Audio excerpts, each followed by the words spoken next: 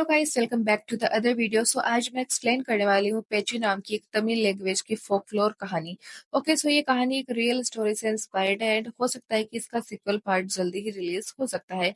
इस मूवी को रिलीज किया गया 2024 के अंदर। वहीं पर इस मूवी की जो रेटिंग है वो है 8.6 की। सो कहानी तमिलनाडु के एक जंगल से शुरू होती है जो कि कोरमलाई जंगल कहलाता है। एंड ये जो जंगल होता है ये श्रापित होता है। यहाँ पर एक्चुअली पेची नाम की एक डायन का वास भी होता है। सो एक कपल होता है, वो वहां पर जाता है एंड एंजॉयमेंट करने के लिए। उसमें से जो लड़का होता है उसका नाम राम होता है। सो राम सोचता है कि क्यों ना आग जलाने के लिए मैं थोड़ी सी लकड़ी जंगल से लेकर के आ जाता हूँ। राम एक कुल्हाड़ी लेकर के जाता है, लेकिन सडनली उसे जमीन पे एक त्रिशूल दिखता है जो कि बहुत ही अलग सी उसे एक बात लगती है। लेकिन वह त्रिशूल को साइड करके पेड़ पर जल्दी जल्दी लकड़ी काटना शुरू कर देता है। वह सोचता है कि जल्दी से लकड़ी लेकर के जाऊंगा और हम आग जला करके उसके आसपास बैठ जाएंगे। दोनों अच्छा टाइम भी स्पेंड कर लेंगे। वहीं पर जब राम उस पेड़ को काट रहा होता है तो उसमें से एक कील निकलती है। राम को कोई एक अदृश्य शक्ति धक्का देती है जिससे कि राम नीचे गिर जाता है। राम सोच भी नहीं पाता कि उसके साथ क्या होने वाला है। उसी समय हम देखते हैं कि पेड़ में से एक काले रंग की गुड़िया है, वो बाहर निकल करके आती है जो कि काफी ज्यादा डरावनी होती है। राम उसे अपने हाथ से छू लेता है, लेकिन वही उसकी मौत के दरवाजे खोल देती है। इसी के बाद में जो डायन होती है वह राम के सामने आ जाती है और राम को जान से मार देती है। राम चिल्ला नहीं पाता और उसका गला वहीं बंद हो जाता है। अब आप लोग ये सोचोगे कि उसकी जो गर्लफ्रेंड थी वो कहाँ थी। सो उसने हेडफोन्स लगा रखे थे और उसे कुछ भी सुनाई नहीं दे रहा था। जब राम नहीं आया काफी टाइम तक तो वह लड़की काफी ज्यादा एक्चुअली शॉक हो जाती है और सोचती है कि राम कहाँ चला गया। वह उसे ढूंढने के लिए जाती है और देखती है कि राम की नीचे लाश गिरी हुई है। वह काफी ज्यादा डर जाती है और काफी ज्यादा रोती भी है, लेकिन इन सब का कोई भी फर्क नहीं पड़ता क्योंकि वो जो डायन होती है वो उसके पीछे ही खड़ी होती है। वह उसे जान से मार देती है। सो एक जो कपल होते हैं, यानी कि दो लोगों की बलि ये डायन दे चुकी है। कुछ ही समय के बाद में कहानी फिर से शुरू होती है 5 दोस्तों के ऊपर, जिसमें से इनका नाम चरण, मीना, सेतु, जेरी और चारू रहते हैं। जिसमें से चरण और जो मीना होती है वो कपल होते हैं। वह लोग एक्चुअली प्लान बनाते हैं कि हम तमिलनाडु के अंदर एक जंगल है, वहां पर हम ट्रेकिंग के लिए जाएंगे और अपने कुछ दिन वहीं पर बिताने वाले हैं। सभी लोग अपना मन बना लेते हैं। वह अशोक नाम के एक आदमी से मिलते हैं और उसे कहते हैं कि हमें इस जंगल की एक्चुअली शेयर करनी है और हम इस जंगल के बारे में ज्यादा कुछ नहीं जानते। आप हमें गाइड कीजिए और हमें जंगल घुमा करके लेकर आइए।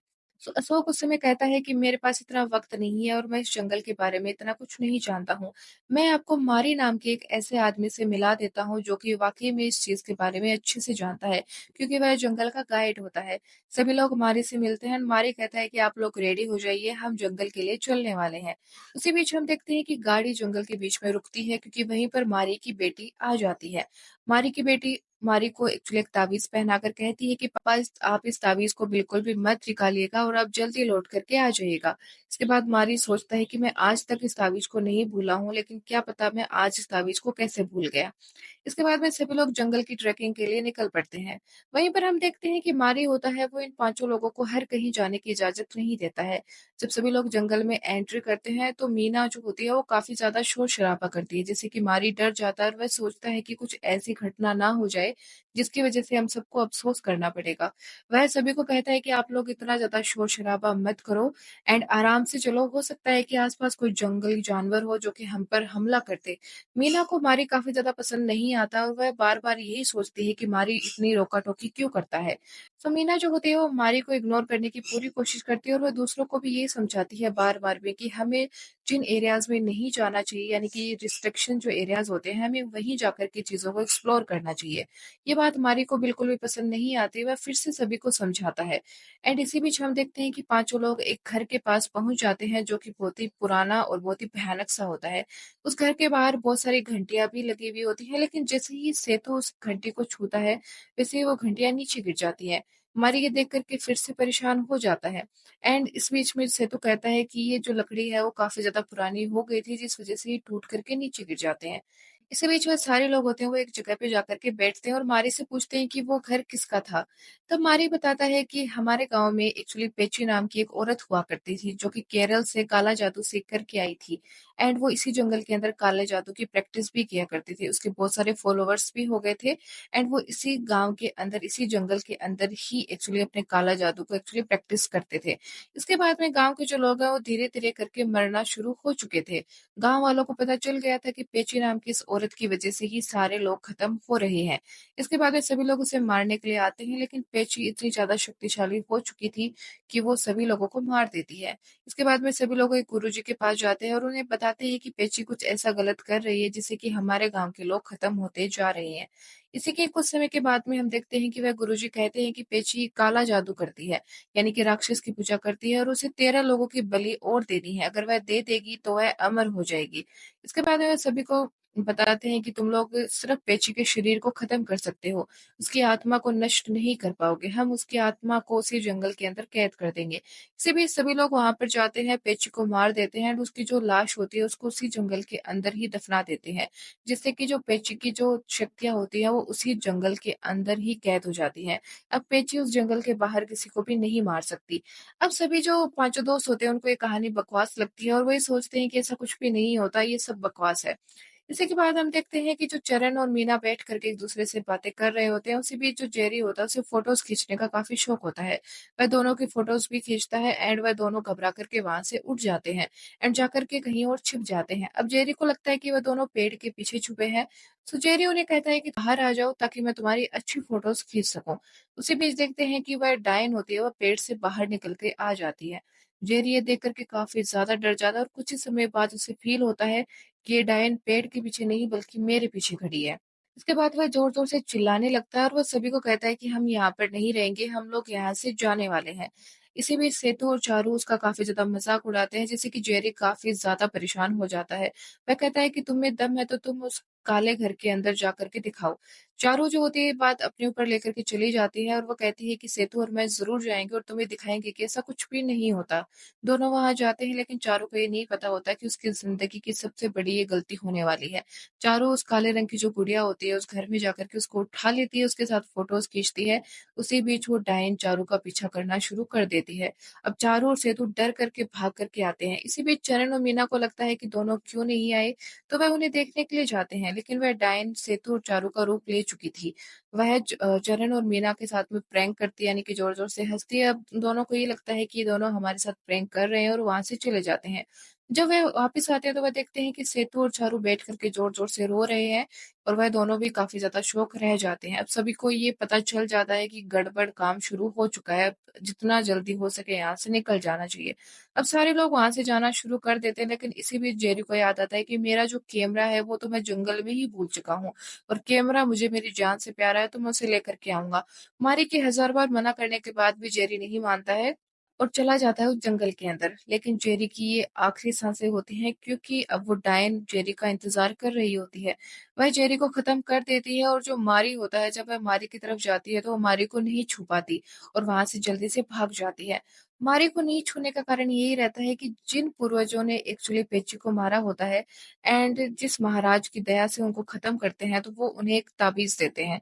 सो वो जो ताबीज़ होते हैं वो मारी के पूर्वजों के पास होते हैं और पीढ़ी दर पीढ़ी वो सबको मिलते रहते हैं।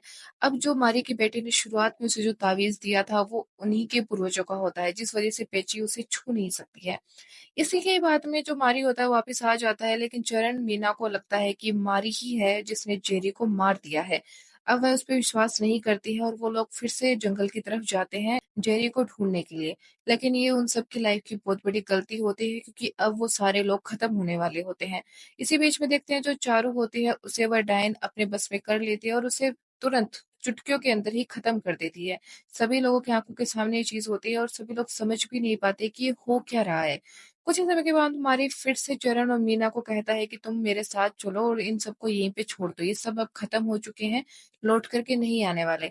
मीना कहती है कि तुम इसका विश्वास मत करना हो सकता है कि ये ही वो डायन हो और ये हमें अपने साथ ले जाना चाहती है। तो वह उसे अपनी तावीज़ की महिमा के बारे में बताता है और उन्हें कहता है कि अगर तुम मेरा हाथ पकड़ लोगे तो तुम्हें कुछ भी नहीं होगा। सभी लोग एक-दूसरे का हाथ पकड़ कर के एक्चुअली जाना शुरू कर देते हैं। इसी बीच हम देखते हैं कि वह डायन मीना को भी उठा कर के ले जाती है। ये देख कर के चरण काफ़ी ज़्यादा दुखी हो जाता है और वह भाग कर के एक्चुअली जंगल के अंदर जाता है। हालाँकि वह जंगल से थोड़ा बाहर आ चुके होते हैं। मारी की बहुत बार मना करने के बाद भी चरण नहीं मानता और उसे कहता है कि नहीं, मैं मीना के बिना नहीं रह पाऊँगा और मैं उसे लेने के लिए जा रहा हूँ। इसी बीच वह डायन चरण के ऊपर हमला करती है, लेकिन वह उसे नहीं मार पाती, क्योंकि इस बार मारी का जो तावीज़ होता है वो चरण के पास होता है। लेकिन जैसे ही वह वापस आता है लौट कर के, तो वह देखता है कि मारी भी खत्म हो चुका है, यानी कि मारी भी मर चुका है। अब सबसे बड़ी शॉकिंग बात ये रहती है कि वह मारी जंगल के बाहर खड़ा था, तो जंगल के बाहर मारी को किसने खत्म कर दिया, क्योंकि वह डायन सिर्फ जंगल के अंदर ही उसे खत्म कर सकती है। अब जो चरण होता है वह डर जाता है और भाग करके बाहर की तरफ आता है। वह देखता है कि उसका दोस्त खड़ा है गाड़ी लेकर के, एंड उसके अंदर मीना होती है जो कि काफी ज्यादा शौकीन होता है।